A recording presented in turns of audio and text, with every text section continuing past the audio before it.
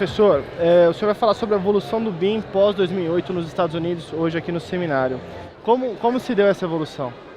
É bem interessante, isso foi um pedido aqui do Sinduscom, porque o Brasil entrando na crise, eles queriam um paralelo, porque os Estados Unidos teve uma crise na indústria da construção entre os anos de 2008 a 2010, 2011, e eu comecei a analisar, esses foram os anos que teve maior desenvolvimento do BIM, exatamente durante a crise.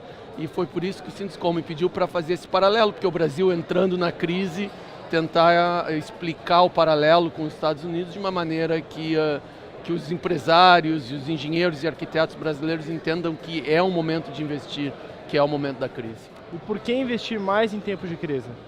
A questão é simples. No momento que a economia está aquecida, é a mesma coisa que trocar um pneu de um carro dirigindo a 120 km por hora. A economia está aquecida, os engenheiros estão trabalhando em tempo integral, às 6 da manhã à meia-noite, não se consegue repensar processos. BIM não é comprar um software e começa a trabalhar amanhã.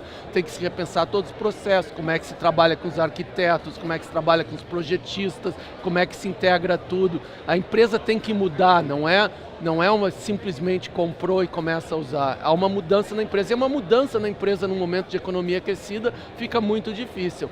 Claro que no momento de crise as coisas diminuem de velocidade, a empresa tem mais tempo de repensar, investir e se preparar para estar muito mais qualificada no momento que voltar para o mercado a toda força, porque toda crise é cíclica, ela piora e melhora, ou seja, nesse momento que se tem tempo, se melhora, se investe, e daí quando a economia melhorar, a empresa está mais qualificada que seus concorrentes. Na sua opinião, a mentalidade do brasileiro atrapalha nesse raciocínio de investir no momento de crise?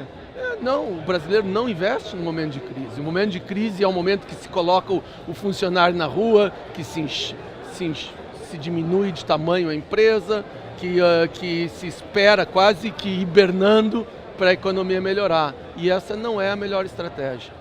E a questão educacional? O senhor disse numa entrevista anterior que isso acaba sendo também um dificultador.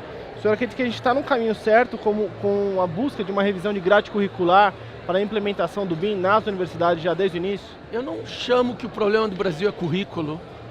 O currículo é muito bom, o currículo é muito parecido com o currículo americano. O problema que eu discuto muito é a maneira de ensinar. Claro que não dá para generalizar, não é toda a escola americana que ensina da mesma maneira e não é toda a escola brasileira que ensina. Tem escolas que já enxergam esse futuro. O problema é que a tecnologia está mudando muito rápido. Ensinar BIM talvez seja até uma perda de tempo, porque esse ano é BIM, no ano que vem vai ser BAM, daqui a 10 anos vai ser BOOM. O que acontece é que a tecnologia evolve, é que a gente tem que ensinar o aluno a aprender. É aquela ideia de aprendizado pela vida inteira. O aluno é muito passivo no Brasil. As escolas ainda têm um professor que apresenta o material e o aluno sentado absorve esse material e depois que ele se forma, ele acha que tem todo o conhecimento e dali para frente ele é um engenheiro, não tem mais nada para aprender. O que se faz muito nos Estados Unidos é uma educação muito mais ativa, onde o professor não dá tanta aula, o professor dá leitura para o aluno antes da aula, dá uma tarefa, vai na biblioteca, aprende isso e o professor fica muito mais ajudando o aluno a resolver um problema, dá um exercício muito grande durante a aula e o aluno tenta resolver, não consegue e o professor ajuda. Então a gente tenta ensinar o aluno a ser resolver problemas, ser muito mais ativo em educar e a ideia é que esse aluno, quando se forme, continue estudando pelo resto da vida.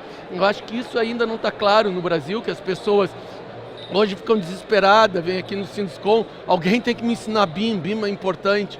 Não necessita, se ele for e fizer a pesquisa e ler os livros certos e achar os arquivos certos, ele consegue se educar. O problema é que hoje em dia não é tão fácil, porque existe uma quantidade muito grande de informação e separando o joio do trigo que é o difícil. A própria pessoa quando quer estudar, vai na internet, tem muita porcaria, muita coisa errada, precisa de alguém que separe o que é importante. E é isso que a gente tenta ensinar nos Estados Unidos, que o aluno consiga separar o joio do trigo e se autoeducar. Eu acho que é uma questão muito pequena, não é currículo.